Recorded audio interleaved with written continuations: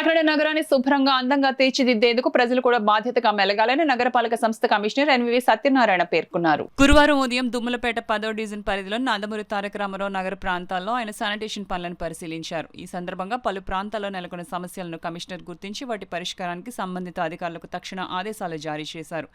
ముఖ్యంగా కొన్ని వీధుల్లో వీధి లైట్ల సమస్య ఉన్నట్లు గుర్తించి వాటిని త్వరగా పరిష్కరించాలని సూచించారు. అదేవిధంగా కాలువలపై చిన్న చిన్న వ్యాపారులు ఆక్రమణలు చేయడం వల్ల మురుగునీటి పారుదలలో ఆటంకాలు ఏర్పడుతున్నాయని పేర్కొన్నారు. ఈ క్రమంలో ఆక్రమణలు తొలగించి కాలువలను శుభ్రం చేసేందుకు చర్యలు చేపట్టాలని ఆదేశించారు. ప్రజలు కూడా శానిటేషన్ పట్ల అవగాహన పెంపొందించుకోవాలని కమిషనర్ సత్యనారాయణ సూచించారు. ముఖ్యంగా పాత పరుపులు, సోఫా సెట్లు వంటి భారీ వ్యర్థాలను కాలువల్లో వేయడం వల్ల నీటి ప్రవాహం అడ్డంకి ఏర్పడి మురుగు నిల్వ సమస్యలు వస్తాయని తెలిపారు. అలాంటి వ్యర్థాలను కార్పొరేషన్ చెత్త సేకరణ వాహనాలు వచ్చినప్పుడు వాటిలో వేయాలని కోరారు. ఈ కార్యక్రమంలో కమిషనర్ వెంట MHO doctor Prithvi Charan, AE Arjun, DE Lakshminarayana, sanitary inspector తదితరులు పాల్గొన్నారు.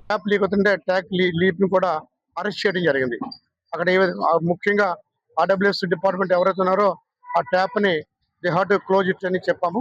వాళ్ళు drinking water department they are doing. అదే విధంగా ఒక 5 చోట్ల మనకి లైట్లు వెలగలేదని చెప్పారు. ఎలక్ట్రికల్ ఏఈ కూడా ఇక్కడ ఉన్నారు, ఆయన కూడా మనకి చెప్తే దే ఆర్ డూయింగ్. ఇవాళ సాయంకాలం కల్లా లైట్లు వెలిగించే విధంగా మనం ప్రయత్నం చేస్తున్నాం. అదే విధంగా మనకి అక్కడ ఒక చోట 5 లైట్లు కావాలని చెప్పారు. బరీల గ్రౌండ్ వెళ్ళే చోట అక్కడ మళ్ళీ ఒక ట్రాన్స్ఫార్మర్ చిన్న మీటర్ అడిగారు. అంటే స్ట్రీట్ లైట్కి ఉన్న మీటర్ నుంచి మోటార్ తీసుకుంటే మళ్ళీ స్ట్రీట్ లైట్కి ఇబ్బంది అవుతుంది చెప్తుందో వీరికి లైట్ ఏర్పాటు చేయడానికి అక్కడ మనం చర్య తీసుకుంటున్నాం. ఇక తర్వాత విషయం చూసినట్లయితే ఇక్కడ మనకు కొన్ని చోట్ల మెయిన్ రోడ్ పైన చిన్న చిన్న ఆక్రమణ ఉన్నాయి, గజాల విషయము. అక్కడ డ్రైన్ మీద కూడా చిన్న చిన్న ఆక్రమణ వల్ల వాటర్ ఫ్లోకి ఇబ్బంది అవుతుంది. అది కూడా మనం రిమూవ్ చేయాలి. ముఖ్యంగా ఏదైతే శానిటైజేషన్లో ఉందో శానిటైజేషన్లో 100% కూడా మనం ఎఫర్ట్స్ పెడుతున్నాము. పబ్లిక్ కూడా కొన్ని కోఆపరేట్ చేసి వేస్ట్ పదార్థాలు ఏదైతున్నాయో ఆ డ్రైన్లోకి వెళ్ళకుండా చేయవలసిన కూర్చున్నాం.